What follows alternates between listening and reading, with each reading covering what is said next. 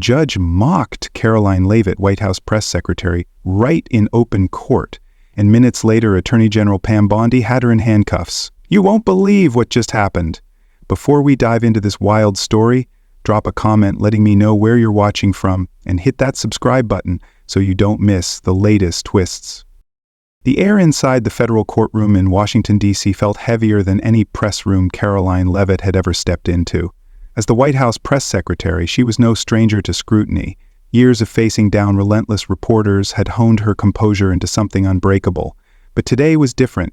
Today, she wasn't behind the polished podium of the James S. Brady press briefing room, fielding questions with a practiced smile. Today, she walked through the double doors of justice as a witness, her heels clicking against the marble floor with a rhythm that echoed purpose. The case before her was a political bombshell. Senator Victor Grayson, a titan of Capitol Hill, stood accused of siphoning millions from campaign funds and strong-arming subordinates into illegal schemes. If the allegations held, they could fracture the very foundation of American politics. Caroline adjusted her blazer as she approached the witness stand, her posture steady despite the weight of every eye in the room. The gallery buzzed, faintly. Reporters she recognized from her daily briefings scribbled notes, their pens poised like vultures sensing blood. At the defense table, Grayson sat with his legal team, his silver hair gleaming under the fluorescent lights, exuding the calm arrogance of a man who dodged accountability for decades. But it was the figure behind the bench that commanded her attention. Judge Richard Langston.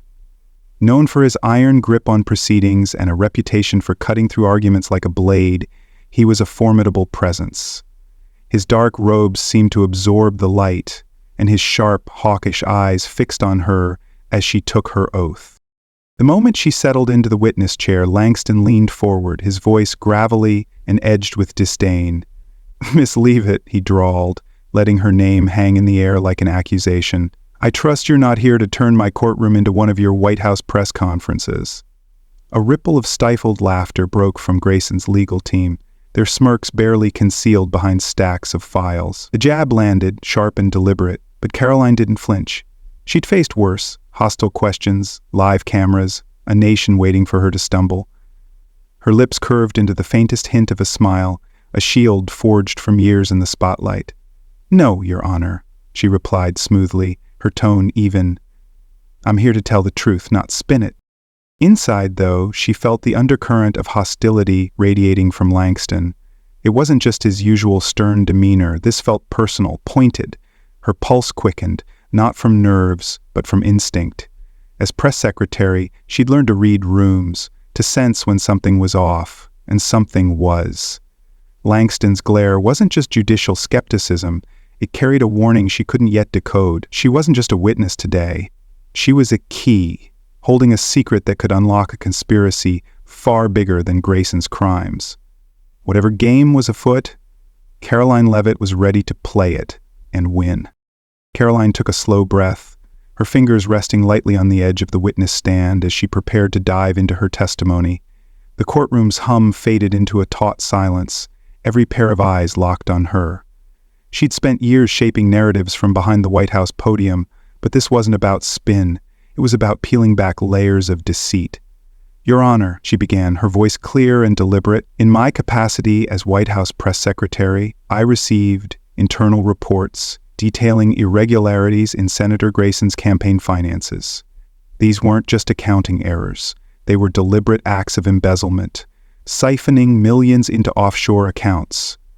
She paused, letting the weight of her words settle, then reached for the folder beside her. "I have emails and text messages preserved from official channels that show Grayson didn't stop at theft. He used his influence to intimidate government staff, including myself, into silence."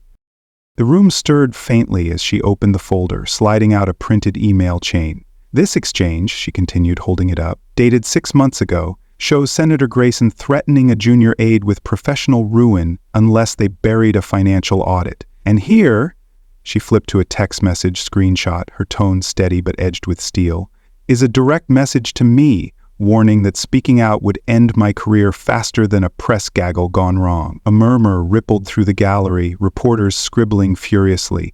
Grayson shifted in his seat, his calm facade cracking just enough for Caroline to notice. She locked eyes with him for a split second, then turned back to Langston. "These aren't allegations, Your Honor. They're facts, backed by evidence." Before she could elaborate, Judge Langston's gavel cracked against the bench like a gunshot. "Ms. Leavitt," he interrupted, his voice dripping with condescension, "let's not get carried away with your storytelling. What you're presenting is baseless speculation, hearsay at best, melodrama at worst." He leaned back in his chair, crossing his arms as if dismissing a child's tantrum. "Are you so used to grandstanding for cameras that you've forgotten how to distinguish fact from fiction?" The defense table erupted in stifled chuckles, Grayson's lead attorney smirking openly now. The jab was sharp, meant to rattle her, but Caroline had faced tougher crowds. She straightened, her gaze unwavering. "With all due respect, Your Honor," she replied, her words cutting through the air like a blade. "The truth doesn't need a camera to stand up. It just needs to be heard." The courtroom fell silent, the weight of her retort hanging heavy. Langston's lips twitched upward, a sneer masquerading as amusement, but his eyes betrayed a flicker of irritation. He waved a hand dismissively. "Proceed then," he said, his tone clipped, "but spare us the theatrics." Caroline nodded, unfazed, and turned back to her evidence. "This next document," she said, pulling out a memo stamped with the White House seal, "details a meeting Grayson held with a senior official, someone whose name I'll withhold for now, where they discussed rerouting campaign funds under the guise of consulting fees. I was present when the meeting was referenced in a briefing, and I kept this record because I knew something wasn't right." She'd barely finished her sentence when Langston's gavel slammed down again, harder this time. "Enough," he snapped, his voice rising. "This is a courtroom, not a fishing expedition. Your so-called records are irrelevant unless you can tie them directly to the charges." His eyes narrowed, pinning her with a stare that felt less judicial and more personal. Caroline didn't flinch, but her mind raced. She'd expected resistance. Grayson's influence ran deep, but Langston's reaction was too visceral, too protective. She pressed on, undeterred. "Your Honor, if I may, the pattern here is clear. Grayson didn't act alone, he had help, and this meeting—" "Man, Leavitt," Langston cut in, his voice now a low growl. "You're treading dangerously close to conjecture. I won't have my courtroom turned into a platform for your theories." He leaned forward, his knuckles whitening around the gavel. "Stick to what you know, or I'll have you removed." The threat hung in the air, thick and suffocating. Caroline met his gaze, her expression calm but her pulse hammering. She knew how to read a room, and this one was tilting against her, not because her evidence was weak, but because Langston wanted it buried. The gallery shifted uncomfortably, a few reporters exchanging glances. Grayson's smirk returned, subtle but smug, as if he sensed the tide turning in his favor. Caroline set the memo down, her movements deliberate, buying herself a moment to recalibrate. "Very well," she said evenly. "Let's move to something more concrete." She reached for another file, this one marked with a red tab. "This is a transcript of a call I received 3 weeks ago, anonymously, warning me to drop this case. The voice mentioned Grayson by name and hinted at consequences if I testified today." She paused, letting the implication sink in. "I had it traced, Your Honor. It came from a burner phone registered in D.C., and I'm prepared to submit it for analysis." Langston's face tightened, a muscle in his jaw twitching. "That's irrelevant," he barked, cutting her off before she could finish. "Anonymous calls proved nothing. You're wasting the court's time." But his dismissal came too fast, too sharp. Caroline caught it, the brief widening of his eyes, the way his fingers gripped the bench. He wasn't just annoyed, he was rattled. She pressed further, her voice steady but probing. "Then perhaps you'd allow me to mention one more detail, Your Honor. That same call referenced a meeting at the Willard Hotel, Grayson and a high-ranking official, 2 days before the audit was killed. I have a witness who saw them there." The air in the room thickened, every breath seeming to pause. Langston's gavel hovered, but before he could strike, he leaned back, his voice icy. "We'll recess," he announced abruptly, standing so quickly his robes swished. 10 minutes. He stormed off the bench, disappearing through the side door. The courtroom erupted into whispers, reporters scribbling faster now, their pens scratching like a swarm of insects. Caroline remained seated, her hands folded over her files, but her mind was racing. Langston wasn't just favoring Grayson. He was shielding something bigger, something that reached beyond this case. She didn't have proof yet, but she could feel it, coiled like a snake beneath the surface, and she wasn't about to let it slither away. As Judge Langston's robes disappeared behind the side door, the courtroom buzzed with a low electric hum. Caroline sat still at the witness stand, her hands resting on the stack of files, but her mind was already shifting gears. The abrupt recess wasn't a breather, it was a crack in Langston's armor, a sign he needed time to regroup. She'd seen that look before, the flicker of panic in a politician's eyes when a question hit too close to home. Her instincts, sharpened by years of navigating Washington's treacherous waters, screamed that this wasn't just about Grayson anymore. Langston was hiding something, and she intended to find out what. The recess stretched the room's tension thin, giving her a narrow window. She slipped her phone from her blazer pocket, keeping it low beneath the stand, and scrolled to a message that had pinged just as Langston stormed off. It was from Tom Rivera, a grizzled investigative reporter she'd known since her early days dodging press corps questions. His text was short, cryptic. Check Langston's charity fund. Ties to Grayson. Be careful. Her pulse quickened. Tom wasn't one for wild goose chases. He'd broken stories that toppled careers. If he was pointing her to Langston's charity, there was fire behind the smoke. Caroline didn't hesitate. She fired off a quick, discreet call to Jenna Pierce, her sharpest legal advisor back at the White House. "Jenna," she whispered, cupping the phone, "I need you to dig into Judge Richard Langston's charitable foundation. Fast. Cross-reference it with anything linked to Victor Grayson. Offshore accounts, shell companies, anything. Now!" Jenna's voice crackled back, calm but urgent. "On it. Give me 15. Carolyn hung up, her eyes darting to the clock. The recess wouldn't last long, and she needed ammunition before Langston returned. 9 minutes later, her phone buzzed again. Jenna's email popped up, marked urgent. Caroline scanned it, her breath catching as the pieces snapped into place. Langston's foundation, Justice for All, had received $3,200,000 over the past year, funneled through a shell company called Apex Holdings. Apex's paper trail looped back to a PAC tied directly to Grayson's campaign. It wasn't just a bribe, it was a lifeline. But there was more. Jenna's team had flagged a pattern. Langston had presided over 3 prior cases involving Grayson allies, all quietly dismissed or settled under suspicious circumstances. He wasn't just biased, he was a cog in a machine, protecting a network of corruption that stretched deep into the government. This wasn't a scandal, it was an earthquake waiting to happen. The bailiff's call snapped her back to the moment. "All rise!" Langston swept back onto the bench, his face a mask of forced composure, though his eyes betrayed a lingering unease. Caroline stood, her mind racing, but her expression cool. As the courtroom settled, she leaned toward the prosecution's table, catching the lead attorney's eye. "We've got something new," she murmured, sliding Jenna's email printout across. "Get it in front of the court." The attorney, a wiry man named Paul Kendrick, nodded, his jaw tightening as he skimmed the page. When testimony resumed, Kendrick rose.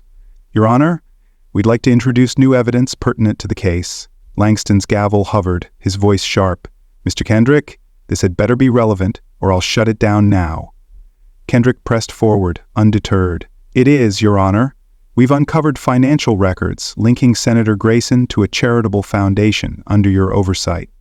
The room inhaled collectively, a sharp, audible gasp. Caroline watched Langston's face. His lips parted, then clamped shut, his knuckles whitening around the gavel. "Objection!"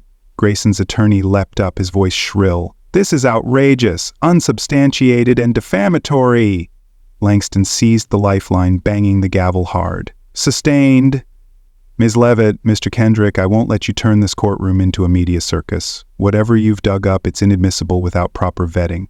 His words were firm, but his tone cracked at the edges, a hairline fracture Caroline zeroed in on. She stood, her voice cutting through the din. "Your Honor, with all due respect, why are you so quick to dismiss this? Are you afraid of what it might reveal?" The question landed like a grenade. Langston's eyes blazed, his composure slipping. "Miss Leavitt?" he snarled, leaning forward. "You're this close to a contempt charge. Sit down and respect this court." But the room was shifting. Reporters in the back scribbled furiously, their heads snapping between her and the judge. The jury, bound by silence, couldn't hide their furrowed brows, their sidelong glances. Caroline didn't sit, she squared her shoulders, her tone steady but piercing. "I respect the court, Your Honor. I just wonder if you do." A low rumble spread through the gallery, the air thickening with suspicion. Langston's gavel slammed again, 3 sharp cracks. "Order," he bellowed, but his voice trembled, betraying him. He pointed at Caroline, his finger shaking slightly. "One more word, and you're out of here." She held his gaze, unflinching, then eased back into her seat, her silence louder than any rebuttal. The reporters knew her from countless briefings. They could smell blood in the water now. Tom Rivera's tip hadn't just given her leverage, it had lit a fuse. Caroline's mind churned as Langston regained control, barking procedural commands. She didn't have the full picture yet, but she had enough to shake the foundation. Langston wasn't just protecting Grayson, he was guarding a web of power that could topple half of D.C. if it unraveled. She glanced at Grayson, his smirk gone, replaced by a tight-lipped tension. The recess had changed everything. She'd walked in as a witness, now she was a hunter, and Langston, whether he knew it or not, had just become her prey. The courtroom simmered in the aftermath of Caroline's bold challenge, the air thick with unspoken questions. Judge Langston's barked orders had restored a fragile order, but the cracks in his authority were widening. Caroline sat at the witness stand, her hands steady atop her files, but her mind was a whirlwind of strategy. She'd rattled him. Langston's trembling finger and unsteady voice had given her an opening. Tom Rivera's tip about the charity fund had been a spark. Now, she held the match to light the fuse. She glanced at Paul Kendrick, the prosecution's attorney, who gave her a subtle nod. They both knew the next move could either break the case wide open or bury it under Langston's gavel. As Langston adjusted his robes and called for testimony to resume, Caroline felt her phone vibrate faintly in her pocket. She ignored it for now. Jenna's team had been digging deeper, and she trusted whatever came next would be gold. Kendrick stood, his voice steady but carrying a new edge. "Your Honor, the prosecution has additional evidence, verified within the last hour, that demands the court's attention." Langston's eyes narrowed, his gavel twitching in his grip. "Mr. Kendrick," he warned, "if this is another stunt, I'll hold you in contempt alongside your witness." Kendrick didn't flinch. "It's no stunt, Your Honor. It's a financial trail that ties this case together." Caroline rose, her presence commanding the room as she handed Kendrick a freshly printed document. "This," she said, her voice cutting through the rising murmur, "is a bank transfer record, authenticated by federal investigators. It shows $4 million moving from a shell company linked to Senator Grayson's campaign into the Justice for All Foundation. Your foundation, Your Honor." She paused, letting the words sink in, then locked eyes with Langston. "I'd like to ask Judge Langston if you can explain why your charity received this money just 2 weeks before this trial began." The courtroom erupted. Gasps and whispers collided like a wave crashing against the shore. Reporters in the back surged forward, pens flying, cameras clicking despite the bailiff's shouts. Langston's face drained of color, his mouth opening and closing like a fish pulled from water.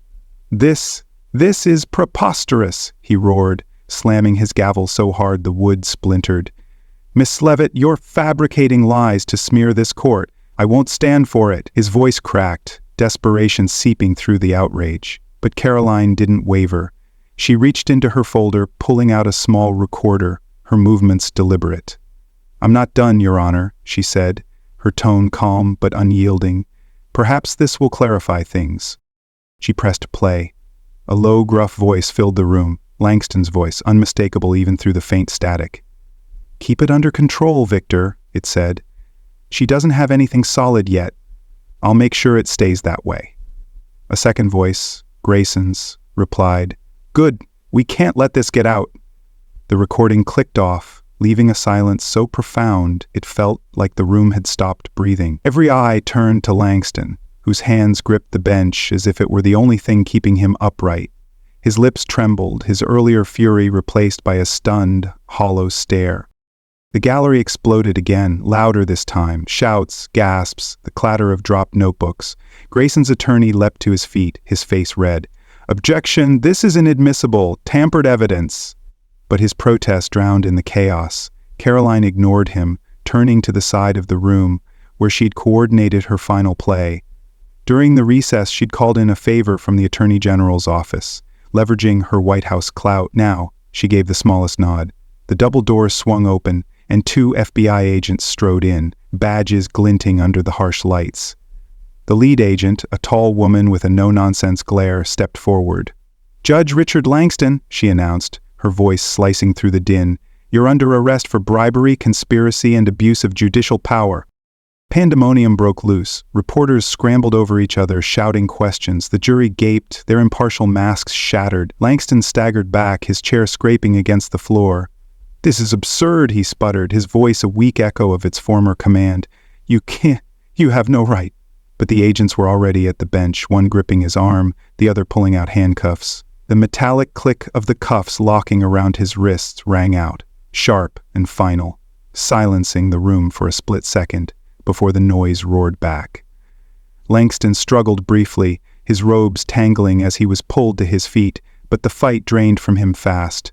His head bowed, his once imposing figure shrinking before the very court he'd ruled. Caroline stood motionless, her face unreadable as the agents escorted Langston toward the side exit. Across the room, Grayson sat frozen, his hands clenched into fists, his face ashen. The smug confidence he'd worn like armor had vanished, replaced by the stark realization that his shield was gone.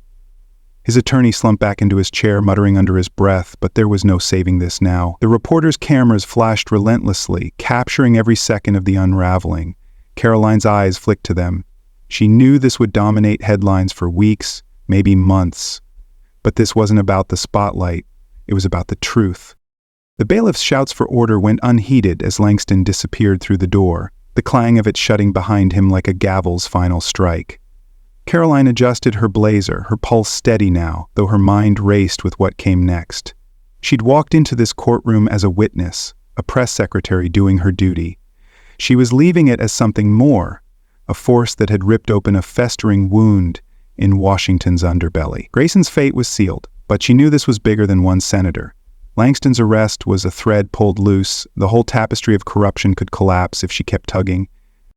She glanced at the jury, their wide eyes still processing the scene, then at the empty bench where Langston had sat. The power he'd wielded was gone, stripped away in minutes. Caroline didn't gloat, she never did. This wasn't a victory lap, it was a reckoning. As the room buzzed around her, she slipped the recorder back into her folder, her resolve hardening. She'd exposed one dark corner of D.C., but she wasn't naive enough to think it was the only one. For now, though, she'd done what she came to do. Let the truth breathe, loud and unshackled. The courtroom doors clanged shut behind Judge Langston, the sound reverberating like a final judgment. The chaos lingered, reporters shouting over each other, their cameras flashing in a frenzy, the jury whispering in stunned disbelief. Caroline Leavitt stood at the witness stand, her hands resting lightly on her files, her expression a mask of calm amid the storm. She'd just turned the trial on its head, exposing Langston's corruption and dismantling Grayson's last line of defense in a matter of minutes. The air felt lighter now, as if a weight had been lifted, but she knew this was only the beginning. As the bailiff struggled to restore order, Caroline stepped down, her heels clicking with quiet authority. The prosecution team swarmed her, Paul Kendrick clapping her shoulder with a grim smile. "You just rewrote the script, Leavitt," he muttered. She nodded, but her eyes drifted to Grayson. The senator sat rigid, his hands gripping the table, his face a ghostly white. Without Langston on the bench, his case was a house of cards in a windstorm. The new presiding judge appointed within hours wouldn't have the same vested interest in burying the truth. Grayson's fate was sealed, but Caroline's thoughts stretched beyond him. Langston's arrest had cracked open a door, and she could already hear the whispers of a broader investigation stirring in the halls of power. Back at the White House that evening, the press room was a battlefield. Reporters she'd faced daily now turned their questions on her, not as press secretary, but as the woman who'd felled a judge. "Ms. Leavitt, did you know Langston was dirty? What's next for Grayson? Is the administration implicated?" She stood at the podium, deflecting with the precision of a seasoned pro. but the weight of their scrutiny pressed harder than ever. Behind closed doors, her phone buzzed with messages from aides and advisors, some congratulatory, others wary. The president's chief of staff had already warned her, "You've stirred a hornet's nest, Caroline. Watch your back." She retreated to her office, the city's skyline glowing through the window, and sank into her chair. The adrenaline had faded, leaving a quiet resolve in its wake. She wasn't naive. Taking down Langston didn't cleanse Washington's rot. It was one battle in a war she'd only begun to fight. Her role had shifted. She wasn't just a mouthpiece anymore.